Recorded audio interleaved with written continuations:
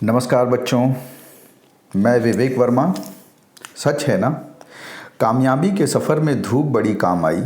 कामयाबी के सफ़र में धूप बड़ी काम आई। छाँव अगर होती तो कब के सो गए होते। तो बच्चों, जीवन में जो धूप यानी संघर्ष या आप कह सकते हैं बुरा समय, ये जीवन में आपको कुछ दे के जाती है, आपको सीख दे के जाती है, आपको मजबूत बना के जाती है। आपको ये समझना होगा कि संघर्ष से जीवन निखरता है। बहुत से लोग हैं जो समस्याएं आने पे घबरा जाते हैं।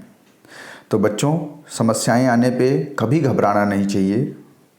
खराब समय आता है, टल जाता है, लेकिन वो खराब समय में जो उन समस्याओं में डट के उन समस्याओं का सामना करता है, वो निखर के आता है।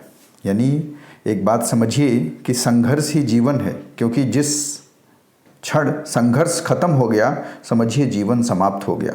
उसे मृतप्राय मान लिया जाता है जो संघर्ष। आपको जब तक जीवन है तब तक संघर्ष करना है, और हर बार संघर्ष से आप निखर के आएंगे। तो इसलिए कभी भी समस्याएं आएँ तो डट के उनका सामना करिए और अपने आप को और बेहतर बनाइए। हर बार आप अपने आप को पिछली बार से और बेहतर बनाइए, और ये तभी होगा जब आप समस्याओं से भागेंगे नहीं, एक्सक्यूजेज नहीं देंगे, और आप डट के सामना करेंगे समस्याओं को। तो आप निश्चित ही उसमें सफलता पा लेंगे, जीत पा लेंगे। क्योंकि वो आप एक ऐड, बहुत पॉपुलर ऐड है कोल्ड ड्रिंक का, आप देखते होंगे, डर के आगे जीत है। तो मुझे लगता है कि अपने आप में ये जो टैगलाइन है, डर के आगे जीत है, ये लाइफ की एक फ़िलॉसफ़ी भी है। ठीक है, अगर आप डर गए तो जीवन ख़त्म है, लेकिन अगर आपने अपने डर पे पार पा लिया तो उसी के आगे आपकी विजय सुनिश्चित है। ठीक है बच्चों, चलिए, ये था आज एक आपके लिए वैचारिक खुराक। तो हम लोग शुरू करते हैं अब नया चैप्टर फोटोसिंथेसिस, नया चैप्टर नहीं, नेक्स्ट लेक्चर फोटोसिंथेसिस का। तो जल्दी से आप लोग अपनी कॉपी और पेन अपने साथ ले लीजिए, क्योंकि अब हम लोग इस चैप्टर का नेक्स्ट लेक्चर शुरू करने जा रहे हैं। अभी तक 3 वीडियो लेक्चर मैंने फोटोसिंथेसिस का अपलोड कर दिया है। ये आपका लेक्चर नंबर 4 है फोटोसिंथेसिस का। ठीक है, तो इन 3 वीडियो लेक्चर्स में हमने क्या क्या पढ़ लिया। पहले वीडियो लेक्चर में हमने पढ़ लिया था व्हाट इज़ फोटोसिंथेसिस। क्या हमने देखा कि फोटोसिंथेसिस क्या है, डेफिनीशन और उससे रिलेटेड उसका इक्वेशन, ये सारी चीज़ें हमने पढ़ लिया था। फिर दूसरे लेक्चर में हम लोगों ने हिस्टोरिकल बैकग्राउंड पढ़ लिया। ठीक है, जो भी हिस्टोरिकल डेवलपमेंट था वो पढ़ लिया। और तीसरे में फोटोसिंथेसिस की क्या रिक्वायरमेंट है, ये हम लोगों ने पढ़ लिया। क्लियर है?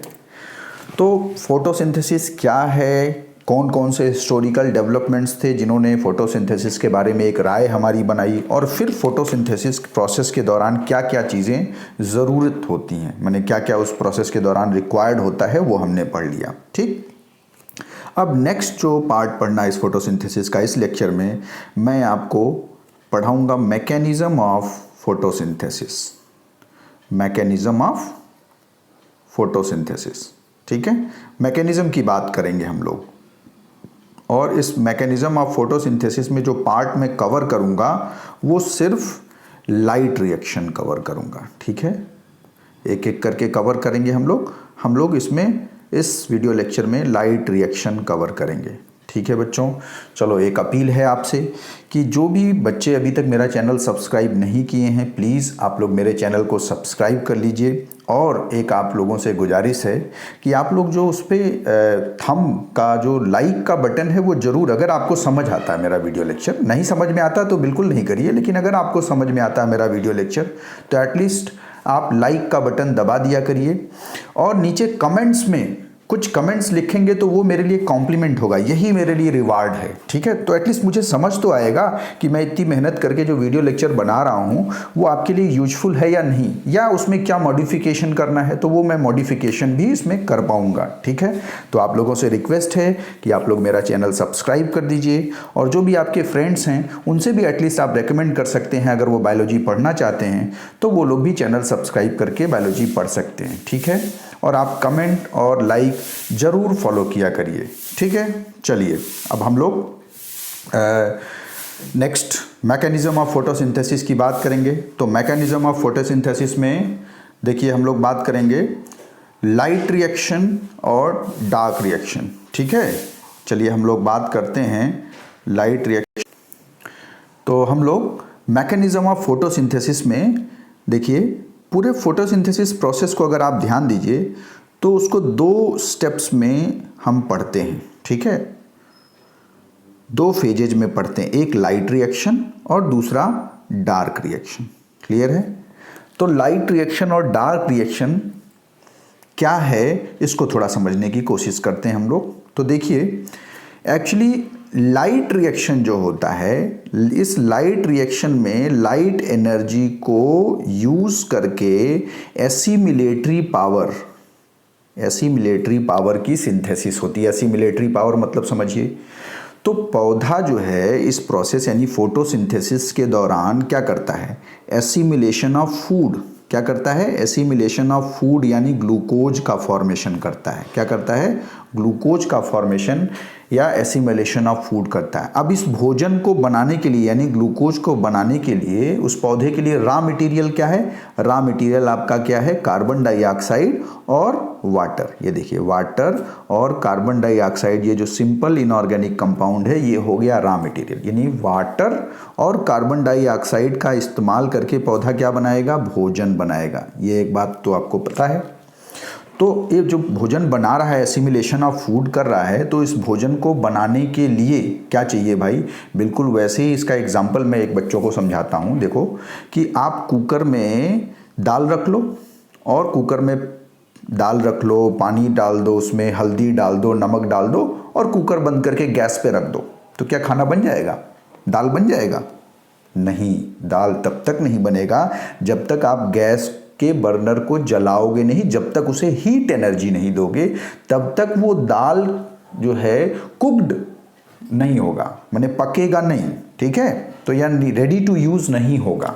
ऐसे ही समझिए कि ये जो वाटर और कार्बन डाइऑक्साइड जो रॉ मटेरियल है, इसी से भोजन यानी ग्लूकोज बनना है, लेकिन इस वाटर और कार्बन डाइऑक्साइड को ग्लूकोज में कन्वर्ट करने के लिए, फूड में कन्वर्ट करने के लिए आपको एसिमिलेटरी पावर चाहिए। वो एसिमिलेटरी पावर जिसका इस्तेमाल करके ये वाटर और कार्बन डाइऑक्साइड ग्लूकोज में कन्वर्ट हो सके, तो वो एसिमिलेटरी पावर। अब देखो, सेल में जितना भी एनर्जी ट्रांजिशन होता है, आपको मालूम है, वो सारा एनर्जी ट्रांजिशन किसके फॉर्म में होता है? एटीपी के फॉर्म में होता है। इसीलिए एटीपी को energy currency of the cell कहते हैं। तो एटीपी के साथ साथ देखो NADPH2 भी बनता है। ठीक है, जो ATP और NADPH2 काम करता है एसिमिलेटरी पावर का, यानी ATP और NADPH2 अगर नहीं होगा तो कार्बन डाइऑक्साइड और वाटर से फूड यानी ग्लूकोज नहीं बनेगा। एक बात, यानी एसिमिलेटरी पावर यानी ATP और NADPH2 कंपलसरी है ग्लूकोज को बनाने के लिए। यानी जब तक कार्बन डाइऑक्साइड और वाटर को ये एसिमिलेटरी पावर नहीं मिलेगा, तब तक ग्लूकोज का फॉर्मेशन नहीं होगा। ठीक है, ये एक बात हो गया। तो अब एसिमिलेटरी पावर में ATP तो एनर्जी करेंसी है, लेकिन NADPH2 भी एनर्जी देता है, ये बात समझिए। तो ये आगे आप पढ़ेंगे, NADPH2 एक तरह से 3 ATP के बराबर एनर्जी देता है। ठीक है, तो वो आगे हम लोग पढ़ेंगे रेस्पिरेशन वाले चैप्टर में। यहाँ समझिए कि ATP और NADPH2 दोनों ही एसिमिलेटरी पावर है, जिसके बिना कार्बन डाइऑक्साइड और वाटर का इस्तेमाल करके ग्लूकोज नहीं बन सकता है। तो ये एक बात क्लियर हो गया। तो अब देखिए, यहाँ पे ध्यान दीजिए कि ये जो एसिमिलेटरी पावर है, इस एसिमिलेटरी पावर का जो फॉर्मेशन है वो लाइट रिएक्शन में होता है। किस में होता है? लाइट रिएक्शन में। यानी लाइट रिएक्शन में लाइट एनर्जी यूज करके, अब देखिए यही लाइट एनर्जी सन से मिल रही है, इसी लाइट एनर्जी का इस्तेमाल करके ये जो लाइट रिएक्शन है, ये लाइट रिएक्शन क्लोरोप्लास्ट के ग्रैना वाले पार्ट में होगा। देखिए, क्लोरोप्लास्ट के स्ट्रक्चर में मैंने बताया था ना कि लाइट रिएक्शन ग्रैना वाले पार्ट में होगा और डार्क रिएक्शन स्ट्रोमा पार्ट में। तो जो क्लोरोप्लास्ट है, उस क्लोरोप्लास्ट के ग्रैना वाले पार्ट में देखिए क्या होगा, ये लाइट रिएक्शन माने लाइट एब्जॉर्ब होगा और ये लाइट एनर्जी यूज करके, देखो यही लाइट की एनर्जी यूज करके ये जो ADP था, ये ADP कन्वर्ट हो गया ATP में, और ये जो NADP था ये NADP कन्वर्ट हो गया NADPH2 में, यानी ADP और NADP से एनर्जी नहीं मिलती, अगर मिलती तो इसी से काम ना चला लेता। यानी ADP और NADP से एनर्जी नहीं मिलती है, बल्कि यही जब ADP ATP में कन्वर्ट हो जाता है तो वो एनर्जी करेंसी का काम करता है, उससे एनर्जी मिलती है। या NADP NADPH2 में कन्वर्ट होता है तो वो एसिमिलेटरी पावर का काम करता है। क्लियर है? तो इस लाइट रिएक्शन में लाइट एनर्जी को यूज करके क्लोरोप्लास्ट के ग्रैना वाले पार्ट में ADP ATP में कन्वर्ट होता है और NADP NADPH2 में कन्वर्ट होता है। क्लियर है? तब बात समझ में आया। और इसी दौरान ग्रैना वाले रीजन में ही ये जो वाटर है, इस वाटर की फोटोलिसिस होती है, यानी लाइट के प्रेजेंस में ये वाटर जो है ये वाटर टूटता है। याद करो तो ये वाटर टूटेगा किस में? हाइड्रोजन में टूटेगा और ऑक्सीजन में। तो oxygen as a by product देखो यहाँ निकल गया, oxygen as a by product निकल गया, और हाइड्रोजन ये देखो हाइड्रोजन कहाँ इस्तेमाल हो गया? इस डार्क रिएक्शन में हाइड्रोजन इस कार्बन डाइऑक्साइड के साथ हाइड्रोजन जुड़ गया तो क्या बन गया? ग्लूकोज बन गया। यानी वाटर इस फोटोसिंथेसिस में हाइड्रोजन डोनर का काम करता है, पिछले लेक्चर में मैं बता चुका हूँ। ठीक है? तो यानी लाइट रिएक्शन के दौरान ही वाटर मॉलिक्यूल की स्प्लिटिंग हो जा रही है, फोटोलिसिस ऑफ वाटर हो जा रहा है और oxygen as a by product निकल रहा है। ध्यान दीजिए यहाँ पे, यानी ग्लूकोज बनने से पहले ही ऑक्सीजन निकल रहा है। यानी ग्लूकोज के फॉर्मेशन में, कार्बन डाइऑक्साइड के फॉर्मेशन में आप देखिए ऑक्सीजन कहीं भी इन्वॉल्व नहीं है। Oxygen as a by product photolysis of water, water जो टूटा उससे डायरेक्ट निकल गया ग्रैना पोर्शन में ही। क्लियर है? तो ये हो गया लाइट रिएक्शन। ठीक, यानी लाइट रिएक्शन का काम क्या है? लाइट रिएक्शन में सनलाइट का इस्तेमाल करके क्लोरोप्लास्ट के ग्रैना में एसिमिलेटरी पावर यानी ATP और NADPH2 बनता है, क्योंकि बिना ATP और NADPH2 के ये कार्बन डाइऑक्साइड आपका ग्लूकोज में कन्वर्ट नहीं होगा। क्लियर है? तो ये जो कार्बन डाइऑक्साइड का फिक्सेशन है, देखो कार्बन डाइऑक्साइड जो ग्लूकोज में बन रहा है ये क्लोरोप्लास्ट के किस हिस्से में होता है? स्ट्रोमा वाले रीजन में। स्ट्रोमा मतलब जो विस्कस कलरलेस फ्लूइड है, यानी क्लोरोप्लास्ट के अंदर याद करो जो मैंने स्ट्रक्चर बनवाया था तो उसमें इस तरह से थैलाकोइड मेम्ब्रेन ग्रैना था, तो इस ग्रैना के अंदर अलावा जो ये फ्लूइड था इसमें विस्कस फ्लूइड जो कलरलेस था, उसी फ्लूइड को हम क्या कह रहे थे? स्ट्रोमा। उसी स्ट्रोमा वाले रीजन में आपका डार्क रिएक्शन होता है, यानी ग्लूकोज की सिंथेसिस होती है। क्लियर है इतना बात? ठीक, अब ये जो ग्लूकोज की सिंथेसिस होती है कार्बन डाइऑक्साइड से, या कार्बन डाइऑक्साइड का फिक्सेशन होता है, इसे हम डार्क रिएक्शन कहते हैं। हालांकि इसे डार्क रिएक्शन नहीं कहना चाहिए, क्योंकि डार्क रिएक्शन से ऐसा लगता है कि ये वाला जो है ये लाइट के एब्सेंस में होता, रात में होता, जबकि ऐसा नहीं है। ये जो स्टेप है यानी डार्क रिएक्शन, इसके लिए लाइट कंपल्सरी नहीं है, यानी लाइट इसके लिए कंपल्सरी नहीं है, इसलिए इसे लाइट इंडिपेंडेंट रिएक्शन कहना चाहिए। क्या कहना चाहिए? सही नाम जो इसका है लाइट इंडिपेंडेंट रिएक्शन, और इसे बोलना चाहिए लाइट रिएक्शन की बजाय लाइट डिपेंडेंट रिएक्शन, जो सीधे लाइट पे निर्भर है यानी सनलाइट पे निर्भर है, और इसको लाइट इंडिपेंडेंट रिएक्शन कहना चाहिए क्योंकि ये सीधे लाइट पे निर्भर नहीं है, ये निर्भर है एसिमिलेटरी पावर पे। किस पे निर्भर है? एसिमिलेटरी पावर पे। अब ये एसिमिलेटरी पावर को यूज करके इस कार्बन डाइऑक्साइड का इस्तेमाल करके क्या बना ले रहा है? ग्लूकोज बना ले रहा है। ठीक है, और वापस देखो ये ATP वापस ADP और NADPH2 वापस NADP में कन्वर्ट हो जाता है, और फिर वापस ये ADP और NADPH2 देखिए फिर इस्तेमाल हो जाता है लाइट रिएक्शन में, ADP से ATP बनाने में और NADP से NADPH2। इस तरीके से इस एसिमिलेटरी पावर का इस्तेमाल करके इस कार्बन डाइऑक्साइड का फिक्सेशन होता है और ये कन्वर्ट हो जाता है ग्लूकोज यानी फूड में। क्लियर है? तो यही दो रिएक्शन आपको पढ़ना है, लाइट रिएक्शन और डार्क रिएक्शन। अगर जूनियर क्लास में पढ़ना होता तो आपकी फोटोसिंथेसिस कंप्लीट हो गई, लेकिन ये जितना आसान लग रहा है कि एक स्टेप में भाई ATP से ADP बन गया, NADP से NADPH2 बन रहा है ग्रैना में, कैसे बनता है, कहाँ बनता है, वो डिटेल्ड आपको लाइट रिएक्शन में पढ़ना है। फिर CO2 से जो ग्लूकोज एक स्टेप में दिखा दे रहा, हाँ स्ट्रोमा रीजन में ग्लूकोज का फॉर्मेशन हो जा रहा है कार्बन डाइऑक्साइड के इस्तेमाल करके, लेकिन ये एक स्टेप में नहीं होता है, इसको भी डिटेल में हमें डार्क रिएक्शन में पढ़ना है। ठीक है, चलिए तो अभी डिटेल हम पहले लाइट रिएक्शन की बात कर लेते हैं, फिर डार्क रिएक्शन की बात करेंगे।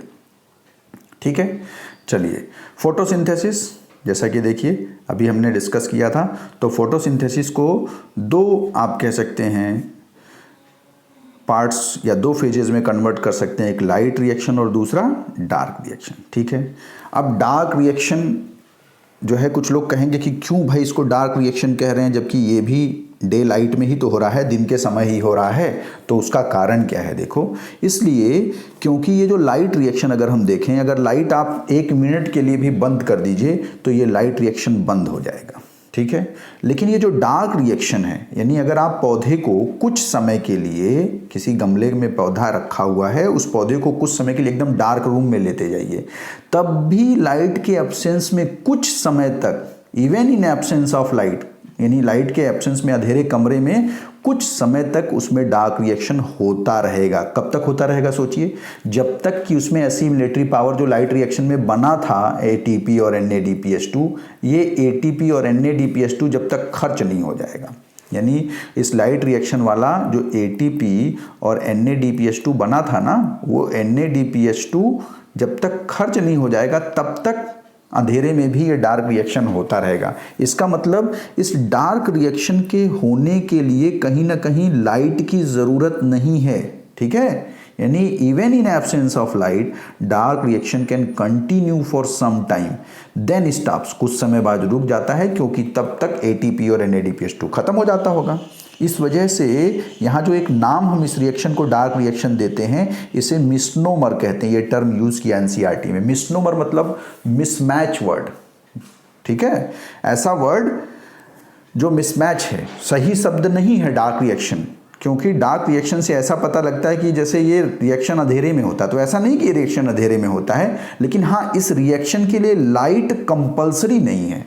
ठीक है, लाइट ज़रूरी नहीं है, ये लाइट के बिना भी हो सकता है।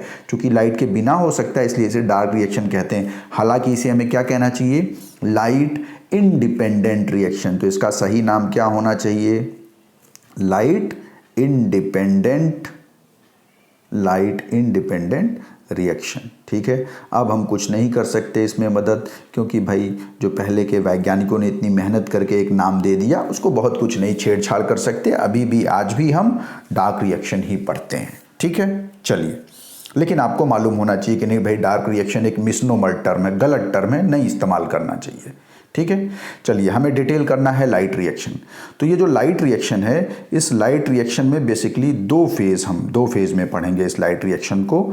एक लाइट रिएक्शन में फोटोफिजिकल फेज। फोटोफिजिकल फेज मतलब यहाँ लाइट का इस्तेमाल सिर्फ एब्जॉर्प्शन पढ़ेंगे, एब्जॉर्प्शन ऑफ लाइट, कि भाई कैसे पिगमेंट मॉलिक्यूल के द्वारा लाइट का एब्जॉर्प्शन होता है, उसे हम बोलते हैं फोटोफिजिकल फेज। यानी कोई नई चीज़ नहीं बनेगी, सिर्फ हम एब्जॉर्प्शन ऑफ लाइट की बात करेंगे।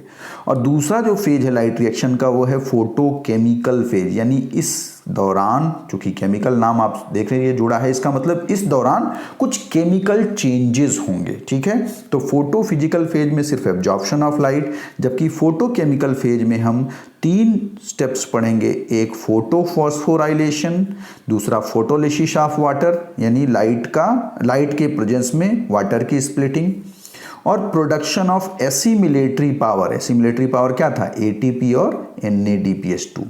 ठीक है, तो ये 3 चीज़ें हमें पढ़ना है इस मेन आपके लाइट रिएक्शन में। ठीक है, फोटोफॉस्फोराइलेशन, फोटोलिसिस ऑफ वाटर और प्रोडक्शन ऑफ एसिमिलेटरी पावर, ये सारी चीज़ें एक दूसरे से लिंक्ड हैं। ठीक है, चलिए एक एक करके सबको डिटेल करते हैं हम लोग।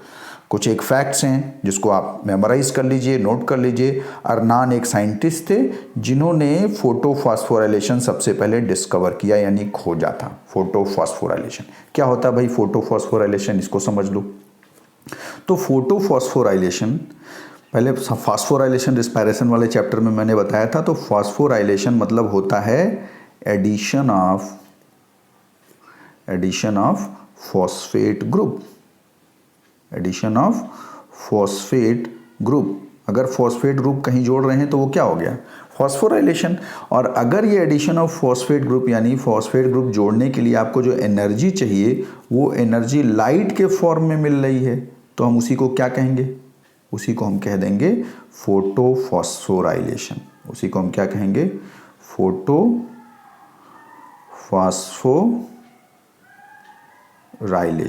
ठीक है, क्लियर है ना। तो अब थोड़ा सा हम लोग फॉस्फोराइलेशन या एडिशन ऑफ फॉस्फेट ग्रुप को थोड़ा समझते हैं। यानी ये जो फॉस्फेट ग्रुप जुड़ता है वो किस में जुड़ता है, ये फॉस्फेट ग्रुप जुड़ता है एडिनोसिन डाइफॉस्फेट में। एक फॉस्फेट ग्रुप जुड़ता है और ये जुड़ के बना लेता है क्या, एक फॉस्फेट ग्रुप जुड़ने के बाद बना लेता है एटीपी। क्या बना लेता है, एटीपी। तो यही जो एटीपी का बनना है by addition of phosphate group in ADP, इसी को हम बोलते हैं फॉस्फोराइलेशन। और इसके लिए चूंकि एनर्जी लाइट से मिल रही है इसलिए हम क्या बोलते हैं, फोटोफॉस्फोराइलेशन। क्लियर है। तो ये जो एडीपी से एटीपी बनता है इसको थोड़ा सा हम लोग समझ लेते हैं, तब आगे डिटेल करते हैं तो चीज़ें आपको बहुत अच्छे से समझ आएंगी। ठीक है, चलिए। तो एडीपी से एटीपी कैसे बनता, चलिए अभी आगे उसको डिस्कस करेंगे। उससे पहले कुछ और बातें समझ लें हम लोग। चलिए पहले फोटो फिजिकल फेज समझ लेते हैं कि लाइट का एब्जॉर्प्शन कैसे होता है। लाइट का एब्जॉर्प्शन कैसे होता है, फोटो फिजिकल फेज की बात कर लेते हैं। तो लाइट रिएक्शन में देखिए, लाइट रिएक्शन में पहला जो काम होता है वो है प्रोडक्शन ऑफ एसिमिलेटरी पावर।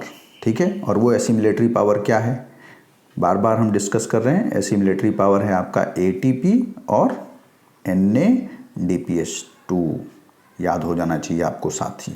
ठीक है, अब कोई पूछे what is assimilatory power in photosynthesis, ATP and NADPH2 known as assimilatory power in photosynthesis which is synthesized during light reaction। ठीक है, तो एक बात हो गया कि भैया एसिमिलेटरी पावर का फॉर्मेशन होगा।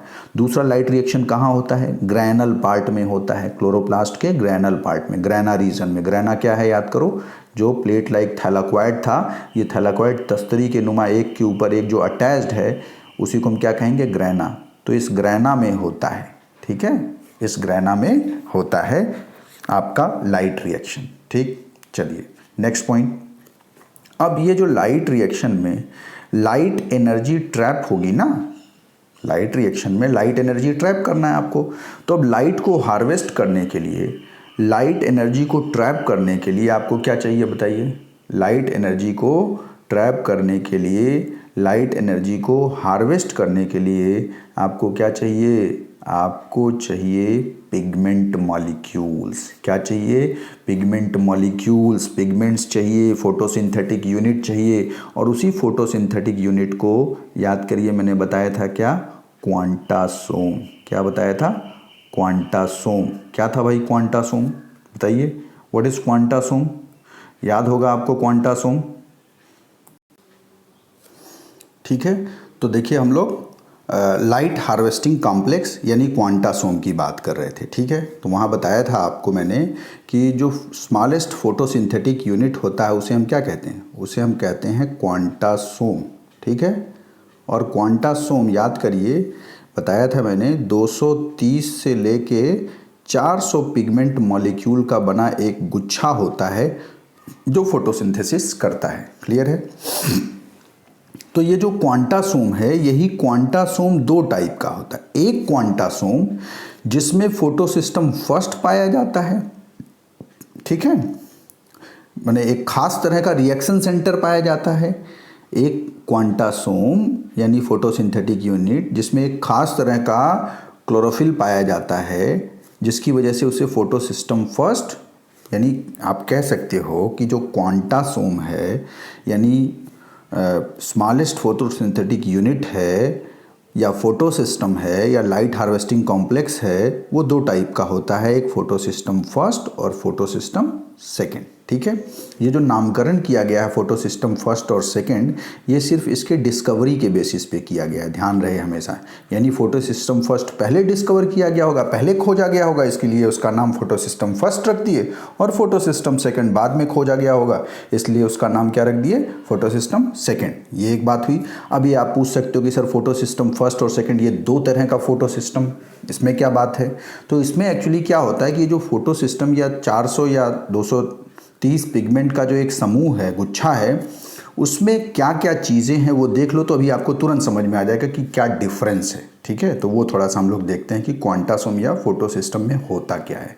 तो ये देखो, यहाँ एक आपके सामने क्वांटासोम या लाइट हार्वेस्टिंग कॉम्प्लेक्स जो होता है, लाइट हार्वेस्टिंग कॉम्प्लेक्स कह लो या एक क्वांटासोम कह लो या एक फोटो सिस्टम कह लो, उसका स्ट्रक्चर दिया है। ठीक है, अब इसमें देखो यहाँ से लेके अगर यहाँ तक ध्यान दो तो ढेर सारे ये सब पिगमेंट मॉलिक्यूल्स हैं। ये सब दिख रहा है जो, ये सब क्या है, पिगमेंट मॉलिक्यूल्स आपके सामने बना है। ठीक है, अब इसमें अगर ध्यान दो आप तो इसमें देखो एक ये जो बड़ा सा दिख रहा है क्लोरोफिल ए, सिर्फ क्लोरोफिल ए का एक मॉलिक्यूल काम करता है रिएक्शन सेंटर का। किसका काम करता है ये? Reaction centre. यानी क्लोरोफिल ए, याद करो chlorophyll A compulsory universal pigment था, यानी क्लोरोफिल ए तो सब में होगा।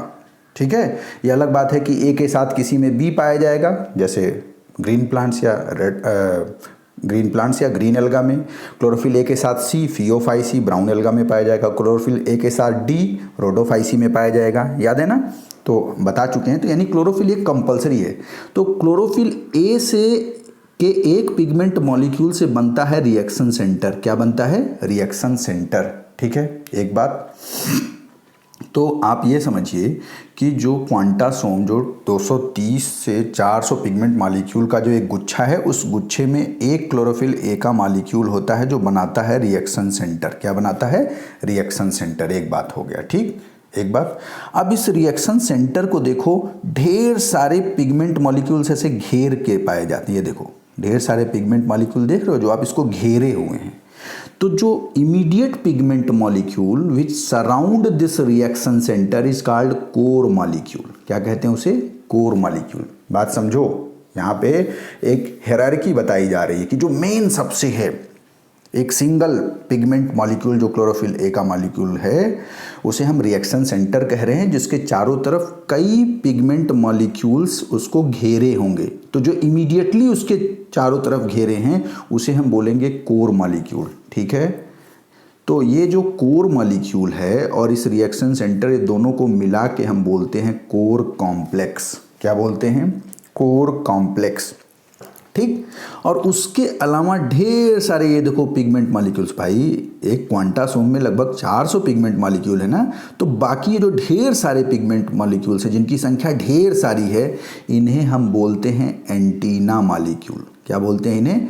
एंटीना मॉलिक्यूल बोलते हैं। और जनरली ये एंटीना मॉलिक्यूल एसेसरी पिगमेंट का होता है बना। किसका बना होता है? Accessory pigment. याद करो मैंने बताया था, एसेसरी पिगमेंट मतलब ऐसे पिगमेंट मॉलिक्यूल्स जिनके बिना भी फोटोसिंथेसिस हो सकता है, लेकिन अगर ये रहे तो फोटोसिंथेसिस अच्छे से होगा, क्योंकि ये एसेसरी पिगमेंट इस जो नेसेसरी पिगमेंट है, यानी ये रिएक्शन सेंटर और ये जो कोर मॉलिक्यूल है, इन दोनों को मिला के जो हम कोर कॉम्प्लेक्स कह रहे हैं, ये कोर कॉम्प्लेक्स बना होता है नेसेसरी पिगमेंट का, यानी कंपल्सरी पिगमेंट का, यानी क्लोरोफिल का बना होता है। ठीक है, तो इस नेसेसरी पिगमेंट को, ये जो एसेसरी पिगमेंट्स है उसके पीछे की सेना समझ लो, जो इस नेसेसरी पिगमेंट को फोटो ऑक्सीडाइज होने से बचाती है। यानी लाइट की प्रेजेंस में ये नेसेसरी पिगमेंट कहीं फोटो ऑक्सीडाइज ना हो जाए, ये वाला हिस्सा जो रिएक्शन सेंटर और कोर मॉलिक्यूल का है फोटो ऑक्सीडाइज ना हो जाए, उसके लिए ये जो एंटीना मॉलिक्यूल है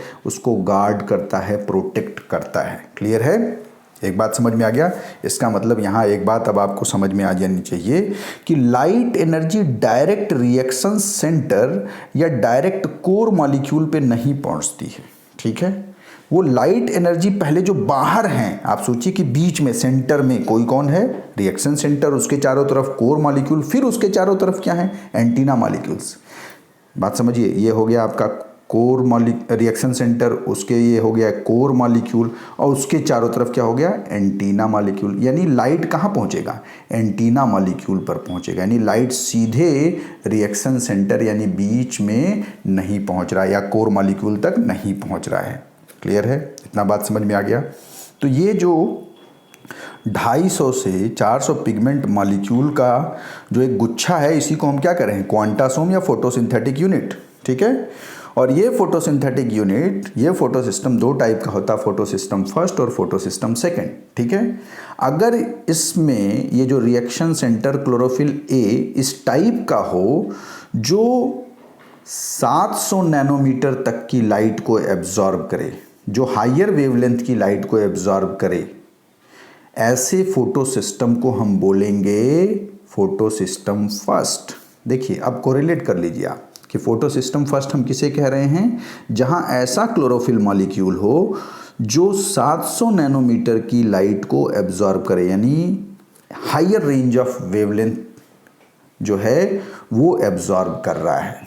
ठीक है, वहीं फोटो सिस्टम सेकेंड किसे कह रहे हैं, वो फोटो सिस्टम जिसमें जो रिएक्शन सेंटर में जो क्लोरोफिल है, ये क्लोरोफिल 680 नैनोमीटर तक की ही लाइट को एब्जॉर्ब करे। ध्यान रहे, 680 नैनोमीटर तक की ही लाइट को जो एब्जॉर्ब करे क्लोरोफिल, ऐसा क्लोरोफिल अगर रिएक्शन सेंटर में है तो हम इसे फोटो सिस्टम को फोटो सिस्टम सेकेंड कहेंगे। और जो 680 से 700 नैनोमीटर तक की लाइट को एब्जॉर्ब करे, ऐसा क्लोरोफिल अगर रिएक्शन सेंटर में होगा तो उसे हम क्या कहेंगे, फोटो सिस्टम फर्स्ट। क्लियर है, यही अंतर है फोटो सिस्टम फर्स्ट और फोटो सिस्टम सेकेंड में। यानी कोर मॉलिक्यूल और एंटीना मॉलिक्यूल लगभग वही होता है, अंतर सिर्फ रिएक्शन सेंटर का होता है। अगर रिएक्शन सेंटर P700 टाइप का है तो फोटो सिस्टम फर्स्ट, अगर रिएक्शन सेंटर 680 टाइप का है तो फोटो सिस्टम सेकेंड। ठीक है, तो आप यहाँ फर्स्ट और सेकेंड जो नाम दिया गया है ये कभी भ्रम में मत पड़िएगा कि ये 680 है तो फर्स्ट होना चाहिए, उसके बाद 700 आ रहा है तो सेकेंड होना चाहिए, ऐसा बिल्कुल नहीं है।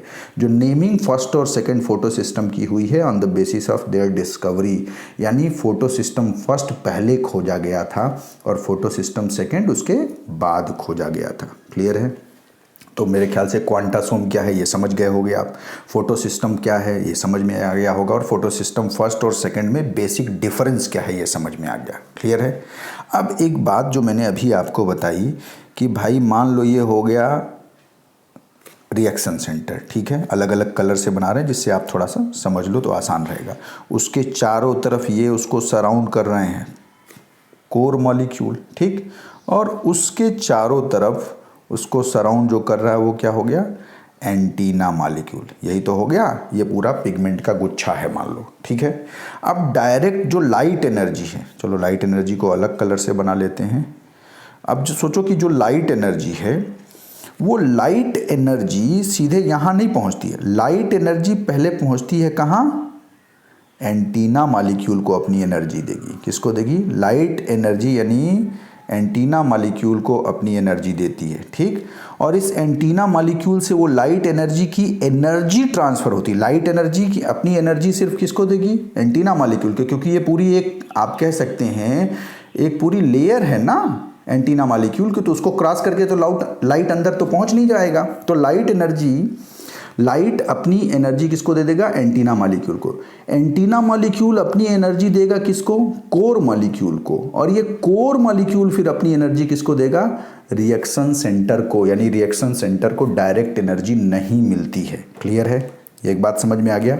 अब अगला सवाल आप ये पूछ सकते हो कि सर ये लाइट एनर्जी जो एंटीना मॉलिक्यूल को मिल रहा है ये इस रिएक्शन सेंटर तक अंदर कैसे पहुंच रहा है। तो ये बड़ा अच्छा क्वेश्चन है, ये अक्सर पूछा जाता है। इसका मैकेनिज्म समझ लीजिए कि ये कैसे एनर्जी अंदर तक ट्रांसफ़र होता है। यानी देखो यहाँ पे लाइट एनर्जी किसको मिल रही है एंटीना मॉलिक्यूल को। देखो लाइट एनर्जी यहाँ एंटीना मॉलिक्यूल को मिलती है और फिर पहुँचती है कोर मॉलिक्यूल के पास और फिर पहुँचती है रिएक्शन सेंटर तक। ठीक है, कैसे पहुँचती है उसको समझ लीजिए थोड़ा।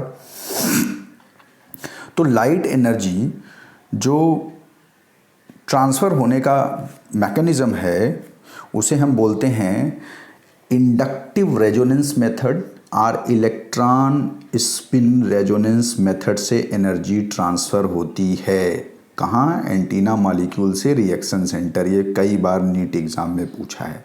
यानी फिर से मैं बता रहा हूँ, एनर्जी का जो ट्रांसफ़र है, लाइट एनर्जी जो मिला एंटीना मॉलिक्यूल को, उस एंटीना मॉलिक्यूल से जो एनर्जी रिएक्शन सेंटर तक पहुंच रही है, कैसे पहुंच रही है, by electron spin resonance method और इंडक्टिव रेजोनेंस। तो ये इलेक्ट्रॉन स्पिन रेजोनेंस क्या है थोड़ा समझो इसको, नाम में ही छुपा है। देखो आंसर, इलेक्ट्रॉन स्पिन रेजोनेंस यानी इलेक्ट्रॉन के घूमने की वजह से ऊर्जा ट्रांसफ़र हो रही है। उसको थोड़ा समझते हैं कि कैसे। ठीक, देखो अब सोचो कि ये वाला एंटीना मॉलिक्यूल है, ये आपका एंटीना मॉलिक्यूल है मान लीजिए। इस एंटीना मॉलिक्यूल को जब लाइट एनर्जी मिली, ठीक, तो जब एंटीना मॉलिक्यूल को लाइट एनर्जी मिलेगी भाई, तो आप याद करिए कि लाइट एनर्जी मिलने से क्या होता है, जो इसका इलेक्ट्रॉन होगा वो एक्साइटेड स्टेट में चला जाएगा। कहाँ चला जाएगा? एक्साइटेड स्टेट, यानी अपनी सेल को छोड़ के आउटर मोस्ट एक सेल बाहर चला जाएगा। लेकिन ये जो एक्साइटेड स्टेट में क्या है, ये वापस अपने ग्राउंड स्टेट में आ जाता है। तो जब ये लाइट पाके एक्साइटेड हुआ, ठीक, और एक्साइटेड होके फिर वापस जब ग्राउंड स्टेट में आएगा, तो ग्राउंड स्टेट में आएगा तो जो एनर्जी लेके सोचो ये एक्साइटेड हुआ था, लगभग वैसी एनर्जी दे के ये ग्राउंड स्टेट में आएगा ना।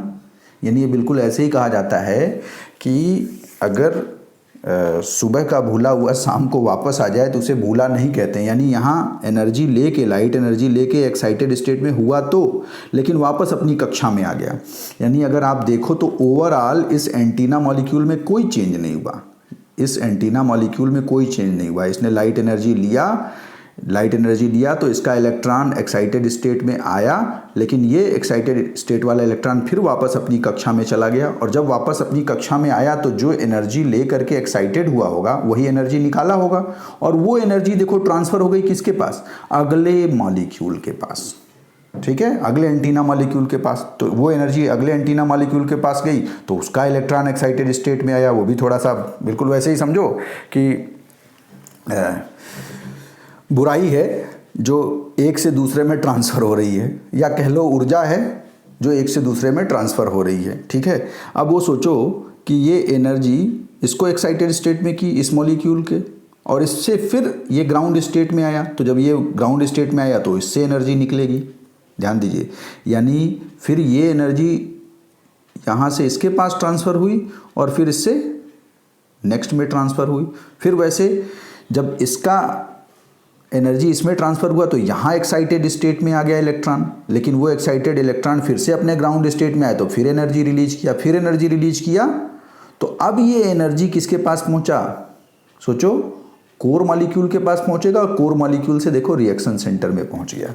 यानी अगर आप ध्यान दो तो यहाँ इस इलेक्ट्रॉन स्पिन रेजोनेंस इसी को कहते हैं कि कोई जो एंटीना मॉलिक्यूल है इस पे जब आपने लाइट एनर्जी दी, ध्यान दीजिए, लाइट एनर्जी दी, तो इसका इलेक्ट्रॉन एक्साइटेड स्टेट में चला गया, ठीक है, घूमा टहला, लेकिन उसे लगा कि नहीं भैया, हमारी जो वास्तविक स्थिति है वो हमें स्टेबल हो जाना चाहिए, तो फिर से वो ग्राउंड स्टेट में आ गया, ठीक है। जो उसका एक्साइटमेंट था वो ख़त्म हो गया, फिर से वो ग्राउंड स्टेट में आया, और जब फिर से वो ग्राउंड स्टेट में आया तो एनर्जी रिलीज़ हुई कि नहीं, क्योंकि जिस ऊर्जा को लेके वो ख़राब हुआ था वही ऊर्जा देके सुधर गया वो, ठीक।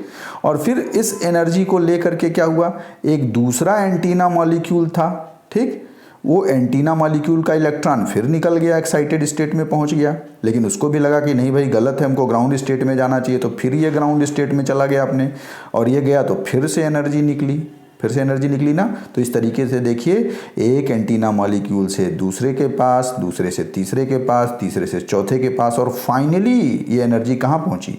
रिएक्शन सेंटर के तक पहुँची। किस मेथड से? Bye electron spin resonance. Clear है? अब बात समझ में आ गया।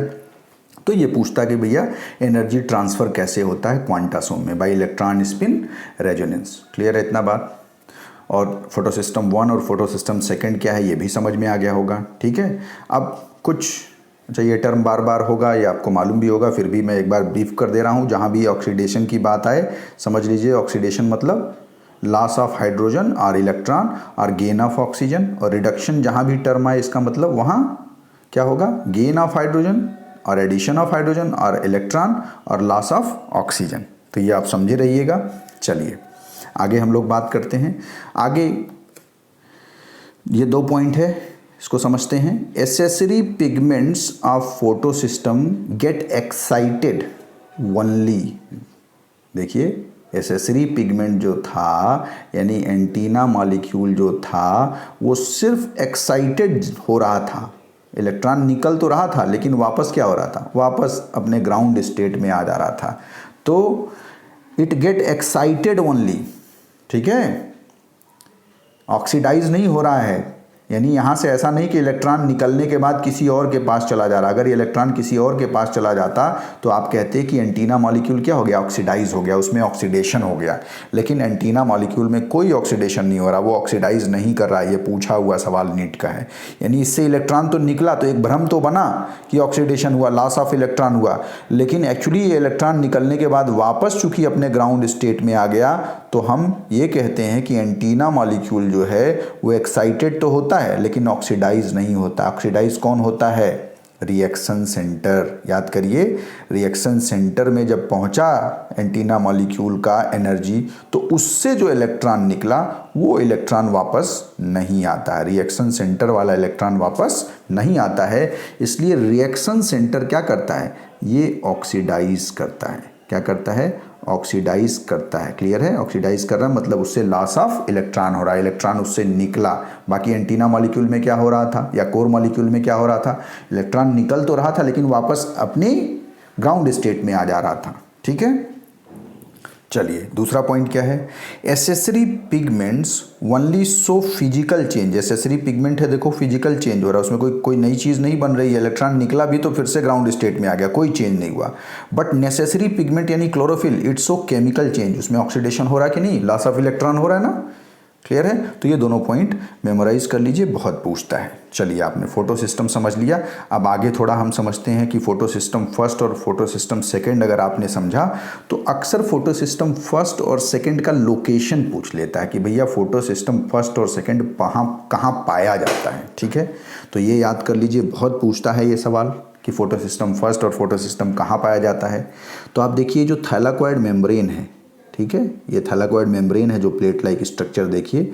तो ये जो थैलाकोइड मेम्ब्रेन है, इस थैलाकोइड मेम्ब्रेन पे अगर ध्यान दो तो जो इसका एक्सपोज्ड पार्ट है जिसे हम नॉन एपरेस्ड पार्ट कहते हैं। नॉन एपरेस्ड पार्ट मतलब जैसे थैलाकोइड मेम्ब्रेन है तो वो हिस्सा जो खुला हुआ है, ओपन है, खुला हुआ, देखो तो इसे हम क्या कहते हैं, नॉन एपरेस्ड पार्ट। ये वाला हिस्सा देखो क्या है, खुला हुआ है, ओपन है ना। ये वाला हिस्सा क्या होगा, ओपन होगा। ये वाला हिस्सा क्या है, ओपन होगा। ये वाला हिस्सा क्या है, ओपन होगा। ठीक है, ध्यान दो, ये जो फ्रंट चैनल या इसी को हम क्या कहते हैं, स्ट्रोमा लैमिला बोलते हैं ना।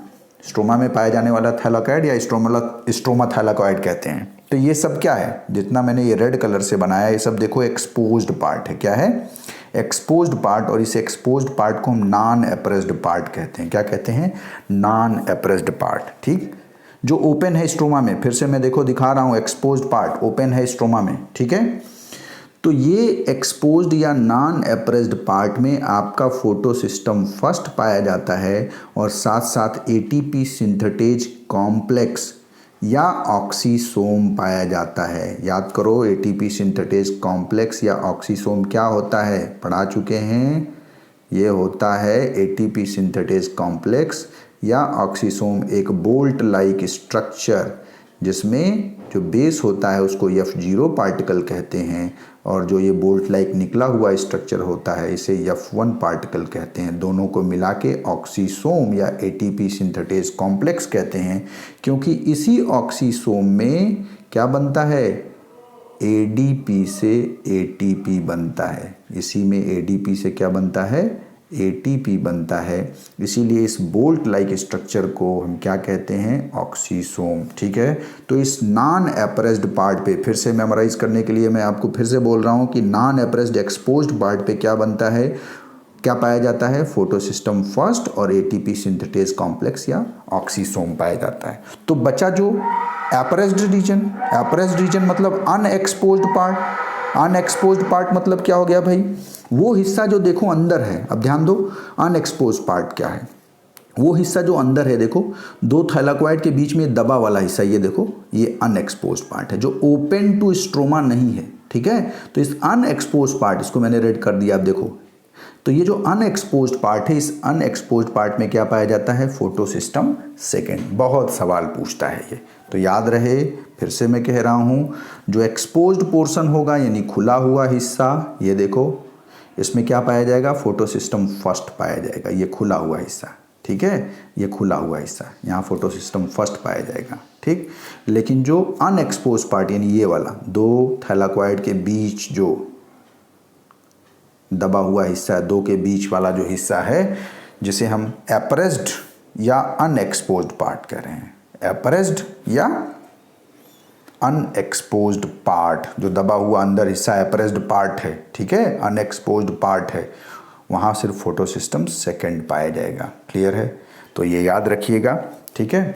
तो ये फ्रेट चैनल या स्ट्रोमा, जो लैमेला या स्ट्रोमा थैलाकॉइड होता है, एक्चुअली ये हमेशा ओपन ही होता है ना, दो ग्रेना को कनेक्ट करता है ना भाई। एक अगर ध्यान दो तो ये फ्रेट चैनल क्या कर रहा है, ये इस तरीके से मान लो अगर ग्रेना होता तो इसको कनेक्ट कर रहा है, ये कनेक्ट करने का काम कर रहा है, तो इसलिए हमेशा एक्सपोज ही होगा।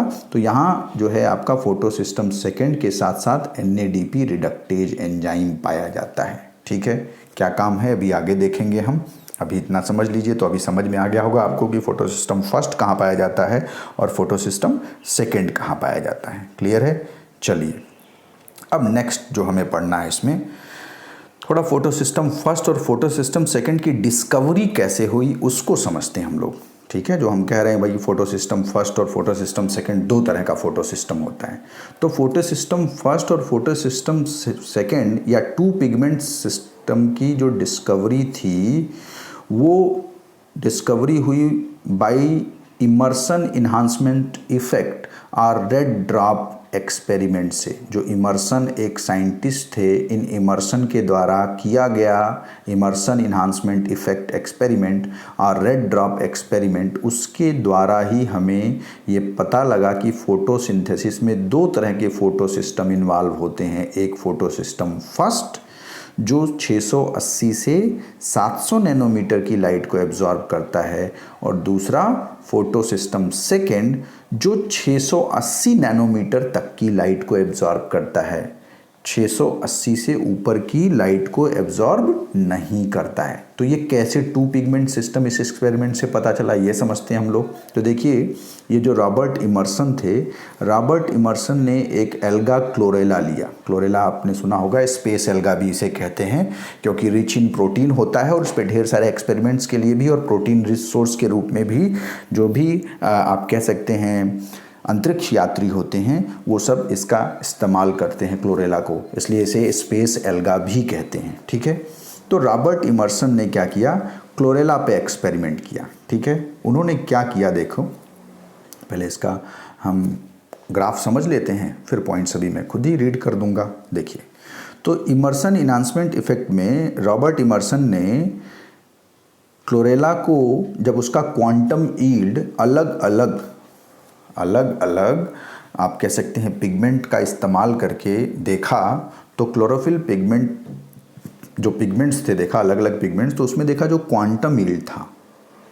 क्वांटम यील्ड मतलब याद करिए, क्वांटम यील्ड मतलब, क्वांटम यील्ड से हमें क्या पता लगता है, हमें पता लगता है फोटोसिंथेसिस हो रहा है कि नहीं हो रहा, ज़्यादा हो रहा कि कम हो रहा। अगर सोचो क्वांटम यील्ड ज़्यादा होगा, क्वांटम यील्ड यानी क्वांटा यूज़ करके ऑक्सीजन अगर ज़्यादा निकलेगा मतलब ज़्यादा फोटोसिंथेसिस।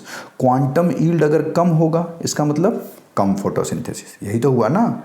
तो क्या देखा इमर्सन ने कि रेड रीजन तक, ये देखो रेड रीजन तक क्वांटम यील्ड तो बढ़ रहा है, यहाँ तक देखो क्वांटम यील्ड बढ़ा, तो ये जो रीजन है ये है रेड रीजन, यानी रेड रीजन तक क्वांटम यील्ड बढ़ा, मतलब रेड रीजन तक फोटोसिंथेसिस बढ़ रही है, रेड रीजन तक फोटोसिंथेसिस बढ़ रही है।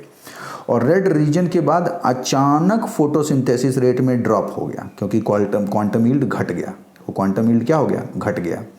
तो ये बियॉन्ड रेड रीजन जो रेट ऑफ फोटोसिंथेसिस में गिरावट हो रही है, इसी को बोलते हैं रेड ड्रॉप। क्या बोलते हैं इसे बोलते हैं रेड ड्रॉप। क्लियर है रेड ड्रॉप क्या है, ठीक, यानी beyond red region rate of photosynthesis decreases. लेकिन उन्होंने क्या किया कि अब जो यानी रेड रीजन मतलब ये देखो 680 नैनोमीटर तक की लाइट, यानी 680 नैनोमीटर तक की लाइट में तो क्वांटम यील्ड बढ़ रहा है, और जैसे 680 के ऊपर लाइट पहुंची क्वांटम यील्ड घट गया कि नहीं घट गया। ये बात समझ में आ रहा ना कि देखो यहाँ देखो 680 नैनोमीटर तक की लाइट तक आपका क्वांटम यील्ड बढ़ा, ठीक है, धीरे धीरे यहाँ तक क्वांटम यील्ड पहुँचा, लेकिन उसके बाद फिर अचानक क्या हो गया, 680 से नीचे घटने लगा।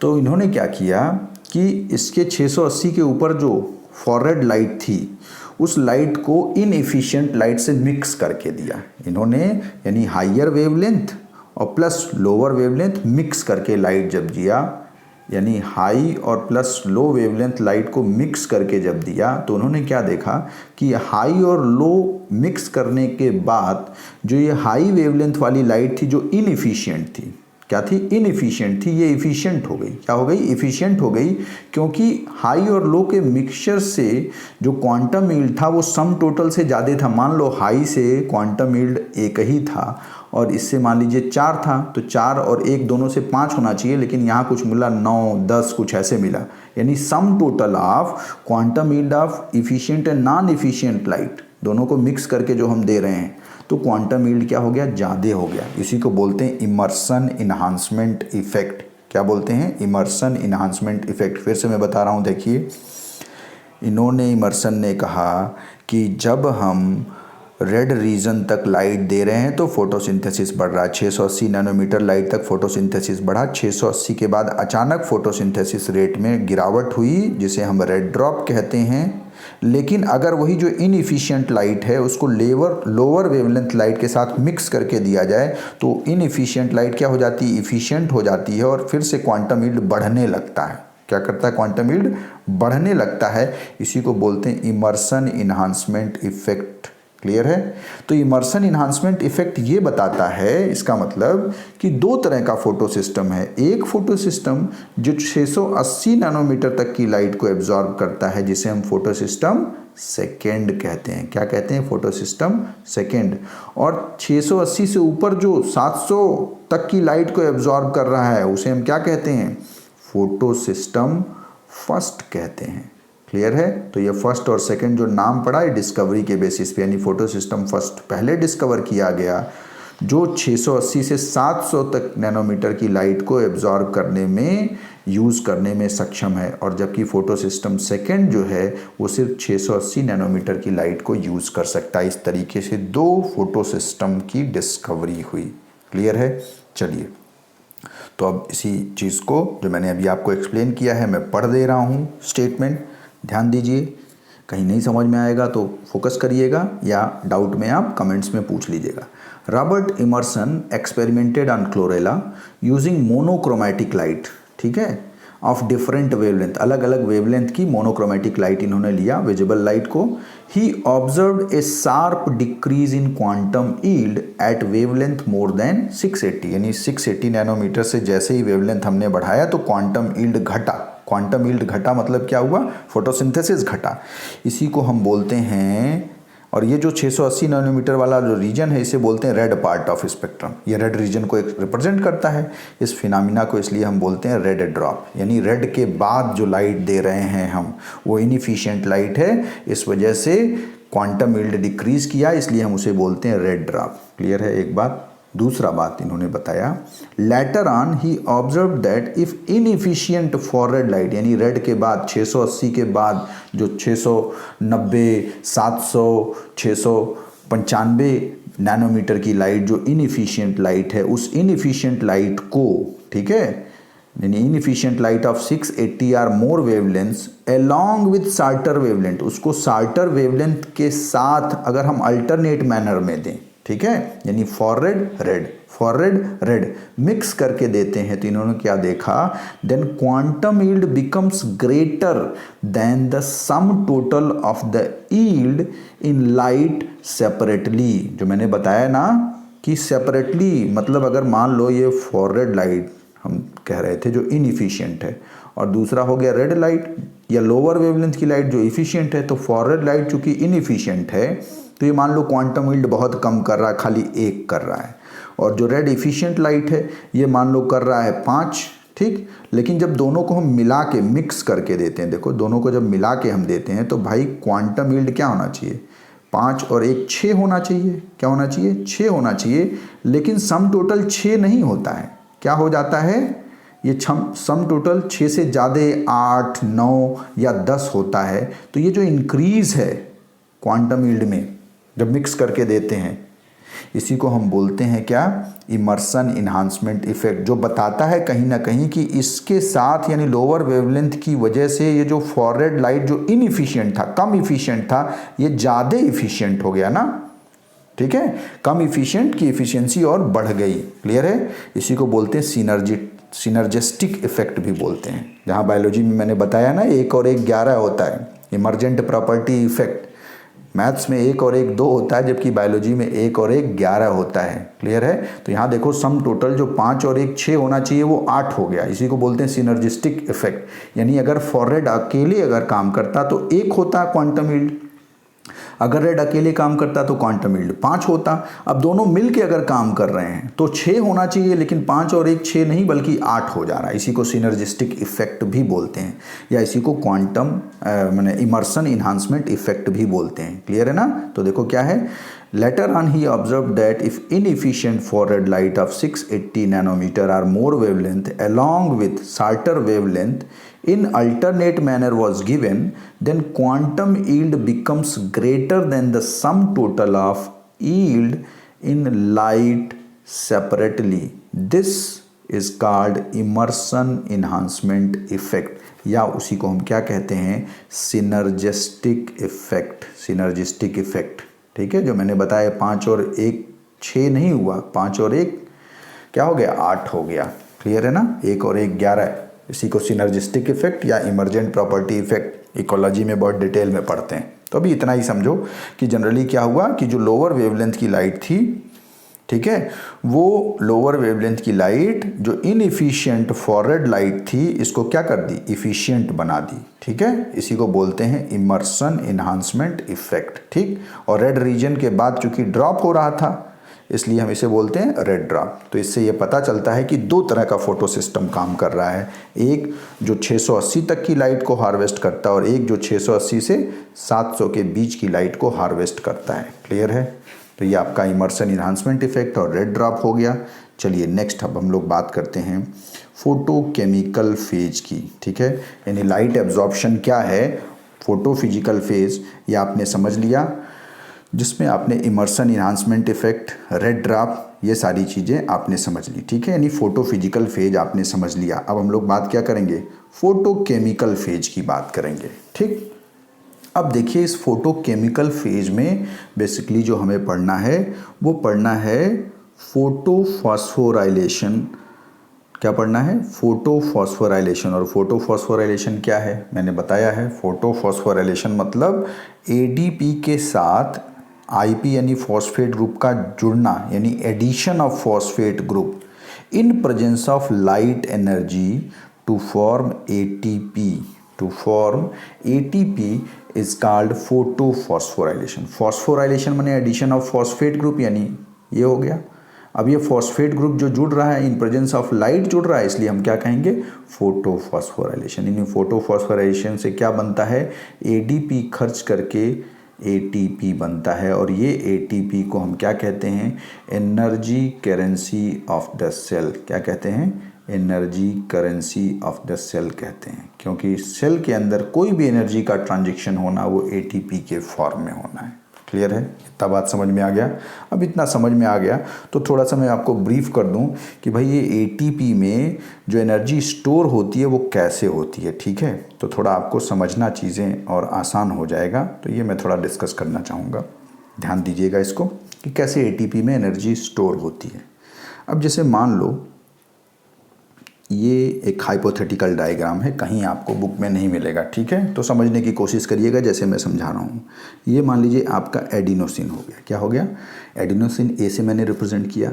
अब इस एडिनोसिन से अगर एक फॉस्फेट बॉन्ड जुड़ा हो, एक फॉस्फेट बॉन्ड जुड़ा हो तो हम इसे क्या कहेंगे, इसे बोलेंगे हम AMP, एडिनोसिन मोनोफॉस्फेट। क्या बोलेंगे, एडिनोसिन मोनोफॉस्फेट। ध्यान दीजिए। ठीक है, अब एडिनोसिन मोनोफॉस्फेट से एक दूसरा फॉस्फेट ग्रुप अगर जुड़ना चाहे, एडिनोसिन मोनोफॉस्फेट से अगर दूसरा फॉस्फेट ग्रुप जुड़ना चाहे तो ध्यान दीजिए, चूंकि ये फॉस्फेट ग्रुप है तो इस बॉन्ड को बनाने में एनर्जी की ज़रूरत होगी। यानी एक फॉस्फेट चूँकि पहले से जुड़ा है, दूसरा फॉस्फेट और जोड़ने के लिए आपको इनके बीच फॉस्फेट बॉन्ड जोड़ने के लिए, बनाने के लिए आपको क्या चाहिए?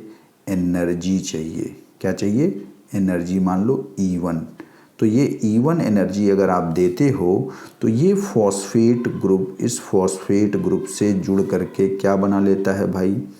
ये बना लेता है एडिनोसिन डाइफॉस्फेट। क्या बना लेता है? एडिनोसिन डाइफॉस्फेट बना लिया। यानी AMP में जब एक IP जुड़ा तो बन गया आपके सामने ADP। क्या बन गया? आपके सामने बन गया ADP। क्लियर है? इतना बात तो समझ में आ गया, एडिनोसिन डाइफॉस्फेट। ठीक है, अब देखो क्या होगा। अब किसी तरीके से एक फॉस्फेट ग्रुप तो जुड़ा, मान लो एक और फॉस्फेट ग्रुप यहाँ जुड़ना चाहे, एक और फॉस्फेट ग्रुप अगर जुड़ना चाहे तो अब ये फॉस्फेट ग्रुप आसानी से नहीं जुड़ेगा। बिल्कुल ऐसे ही समझो कि जैसे मैग्नेट का साउथ और साउथ पोल जब आप एक साथ लाते हो तो क्या करता है? रिपेल करता है कि नहीं करता है? करता है एक दूसरे को। लेकिन आप अगर उस मैग्नेट के साउथ और साउथ पोल को ज़बरदस्ती अगर जोड़ दो आप, तो क्या होगा? जुड़ जाएगा। क्या होगा? जुड़ जाएगा। ठीक है, जब तक आपने एक बॉन्ड के थ्रू एक एनर्जी लगाई हुई है, जुड़ गया। ध्यान दीजिएगा, यानी आपने यहाँ एनर्जी लगाई तो दोनों पोल एक दूसरे से जुड़े हुए हैं। ठीक है, लेकिन जैसे ही ये आपने एनर्जी थोड़ी घटी या ये बॉन्ड जो था ये टूटा, तो अपने आप ये बड़ी तेज़ी से जो साउथ साउथ पोल है फिर से एक दूसरे से दूर भागेगा। यानी एक तरह से जो एनर्जी हमने स्टोर की थी वही एनर्जी रिलीज हो गई। सिर्फ समझने के लिए ये चीज़, बात समझ में आया ना, कि जैसे दो मैग्नेट के साउथ साउथ पोल को अगर एक पास हम टच करते हैं तो उसको एक पास लाने में कुछ ऊर्जा खर्च करनी पड़ेगी, एनर्जी स्टोर हुई। लेकिन जैसे ही वो एक दूसरे से दूर भागते हैं तो वही जो आपने एनर्जी खर्च करके एक पास उसको लेके आए थे आप, वही एनर्जी रिलीज होगी। वही चीज़ यहाँ होता है, देखिए। ठीक है, तो यहाँ क्या होगा? यहाँ देखिए जो ADP था, इससे अगर एक फॉस्फेट ग्रुप और जुड़ना चाहेगा तो ये इसका विरोध करेगा। अब ये दो लोग तो शेयर कर चुके हैं, अब एक तीसरे फॉस्फेट ग्रुप को ये जोड़ना नहीं चाहेंगे, तो बड़ी तेज़ी से ये विरोध करते हैं कि ये फॉस्फेट ग्रुप इससे ना जुड़ पाए। इसलिए अब की बार जो यहाँ फॉस्फेट ग्रुप जोड़ने के लिए एनर्जी चाहिए, यानी E2, ये E2 हमेशा E1 से ज़्यादा होगी। E2 क्या होगी? E1 से ज़्यादा होगी। क्लियर है बात? तो ये जो E2 एनर्जी है ना, यही E2 एनर्जी कहाँ से मिल रही है? लाइट से मिल रही है। कहाँ से मिल रही है E2 एनर्जी? लाइट से मिल रही है। और इसी लाइट एनर्जी का इस्तेमाल करके ये फॉस्फेट इस ADP से जब जुड़ जाता है तो क्या बन जाता है?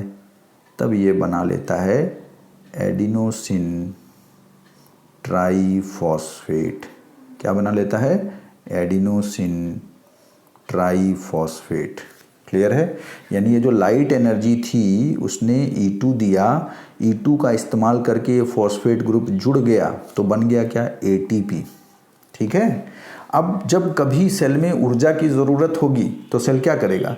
इसी ATP को वापस ADP में तोड़ेगा। याद करो, मैग्नेट के पोल के तरीके से। यानी जब ATP ADP के फॉर्म में टूटेगा तो जो एनर्जी यहाँ ले करके ये बॉन्ड बना था वैसी ही कुछ एनर्जी, एग्जैक्ट तो नहीं होगी, 100% ट्रांसफॉर्मेशन नहीं होता एनर्जी का, आपको मालूम है, तो लगभग उससे कम एनर्जी, उतनी एनर्जी नहीं, उसको आप E1 से दे दो, स्मॉल E से लिख दो, वो कैपिटल है तो इसको स्मॉल कर लो। तो ये जो स्मॉल E एनर्जी निकलेगी, इस एनर्जी का इस्तेमाल सेल कर लेगा। यानी जब जब ATP ADP में कन्वर्ट होगा, अब यही समझना आपको, जब जब ATP ADP में कन्वर्ट होगा तो कुछ एनर्जी रिलीज होगी, कुछ एनर्जी रिलीज होगी। और जब जब ADP ATP में कन्वर्ट होगा तो कुछ ना कुछ एनर्जी क्या होगी? स्टोर होगी। क्या होगी? स्टोर। तो याद करिए, माइटोकॉन्ड्रिया में भी क्या होता है? Energy is stored in the form of ATP। वो कैसे होता है? By formation of phosphate bond with ADP। ADP से ये जो फॉस्फेट ग्रुप है जुड़ के जो फॉस्फेट बॉन्ड बनाता है उसी की वजह से ये ATP बन रहा है। इसीलिए पूछता भी है कि ATP में एनर्जी किस रूप में स्टोर होता है, तो फॉस्फेट बॉन्ड के फॉर्म में। Means energy is stored in ATP in the form of high energy phosphate bond. High energy phosphate bond. Clear है? इतना बात समझ में आ गया? यानी अब आपको ये बात समझ में आ गई होगी कि एक एडिनोसिन में जब एक फॉस्फेट जुड़ा तो बन गया AMP, एडिनोसिन मोनोफॉस्फेट। दूसरा फॉस्फेट जब जुड़ना चाहा तो इसने विरोध किया, लेकिन कुछ एनर्जी दे करके, E1 दे करके हमने इस AMP से एक फॉस्फेट जोड़ के क्या बना दिया, हमने बना दिया एडिनोसिन डाईफॉस्फेट। क्या बना दिया? डाईफॉस्फेट बना दिया। लेकिन एक तीसरा फॉस्फेट ग्रुप अगर जोड़ना चाहे तो ये और विरोध करेगा, और इसको जोड़ने के लिए आपको ढेर सारी एनर्जी देनी पड़ेगी E2। और यही E2 एनर्जी या तो ऑक्सीडेशन से मिलता है या तो लाइट से मिलता है। लाइट से मिलेगा ये एनर्जी तो उसको फोटोफॉस्फोराइलेशन कहेंगे। यही ऑक्सीडेशन से मिलता है तो ऑक्सीडेटिव फॉस्फोराइलेशन कहते हैं। ठीक है? तो यहाँ ADP से IP जुड़ा तो बना क्या? AMP से IP जुड़ा तो क्या बना? AMP से IP जुड़ा तो ADP डाईफॉस्फेट बना। और ADP से जब IP जुड़ा तो क्या बन गया? ATP बन गया। क्या बन गया? ATP, यानी ये एडिनोसिन और इससे जुड़े 3 फॉस्फेट। कभी कभी बच्चे ये पूछ लेते हैं कि सर 3 के बाद एक चौथा भी फॉस्फेट क्यों नहीं जुड़ता है? तो भाई वो केमिकल एफिनिटी की वजह से। जैसे कार्बन की वैलेंसी 4 होती तो 4 ही तो चीज़ जुड़ेगा उससे। ऐसे ही समझो कि एडिनोसिन से सिर्फ 3 मैक्सिमम फॉस्फेट ग्रुप जुड़ सकता है। ठीक है? क्योंकि पूरी केमिस्ट्री आपको पढ़नी नहीं, पूरा स्ट्रक्चर नहीं पढ़ना है, तो बायोलॉजिकल एक्सप्लेनेशन इतना याद रखो कि एडिनोसिन से मैक्सिमम 3 फॉस्फेट ग्रुप जुड़ सकता है। ठीक है? और 3 अगर फॉस्फेट जुड़ गया तो ट्राईफॉस्फेट बन गया। तो जब जब डाईफॉस्फेट ट्राईफॉस्फेट में कन्वर्ट होगा तो एनर्जी क्या होगी? स्टोर होगी। और जब जब ये ATP ट्राईफॉस्फेट डाईफॉस्फेट में कन्वर्ट होगा तब तब कुछ न कुछ एनर्जी क्या होगी? रिलीज होगी। और इसी एनर्जी का इस्तेमाल सेल करता है। ठीक है? सेल और किसी ऊर्जा का इस्तेमाल नहीं कर पाता है। सेल में जब भी ऊर्जा चाहिए तो वो ATP के टूटने से निकली हुई ऊर्जा का ही इस्तेमाल कर पाता है। इसीलिए इस ATP को हम क्या कहते हैं? Energy currency of the cell. क्या कहते हैं? Energy currency of the cell. Clear है? यानी सेल के अंदर कोई सेलुलर माने एनर्जी ट्रांजैक्शन है तो ATP के फॉर्म में होगा। बिल्कुल वैसे ही जैसे हमारे देश की करेंसी क्या है? रुपया। यानी हमें कोई भी खरीदारी करनी है अगर तो हमारे पास रुपया होना चाहिए। ठीक है? वैसे सेल के अंदर कोई भी काम करना है तो उसको अगर ऊर्जा चाहिए तो वो ऊर्जा कहाँ से मिलेगी? ATP से ही मिलेगी। ATP के खर्चने से ही मिलेगी। ATP को ADP में कन्वर्ट करने से मिलेगी। इसीलिए ATP को हम क्या कहते हैं? Energy currency of the cell. और ATP हमेशा किससे बनता है? ADP से जब फॉस्फेट ग्रुप जुड़ता है। तो addition of phosphate group with ADP is called phosphorylation. और इस एडिशन के लिए अगर आपको जो एनर्जी E2 है ये लाइट से मिल रहा है, कहाँ से मिल रहा है? लाइट से मिल रहा है, तो ऐसे फॉस्फोराइलेशन को हम क्या कहेंगे? फोटोफॉस्फोराइलेशन। क्या कहेंगे? फोटोफॉस्फोराइलेशन। क्लियर है? तो अब नेक्स्ट लेक्चर में हम लोग क्या पढ़ेंगे? फोटोफॉस्फोराइलेशन। क्लियर है? चलिए इसको बाकी नेक्स्ट लेक्चर में पढ़ेंगे।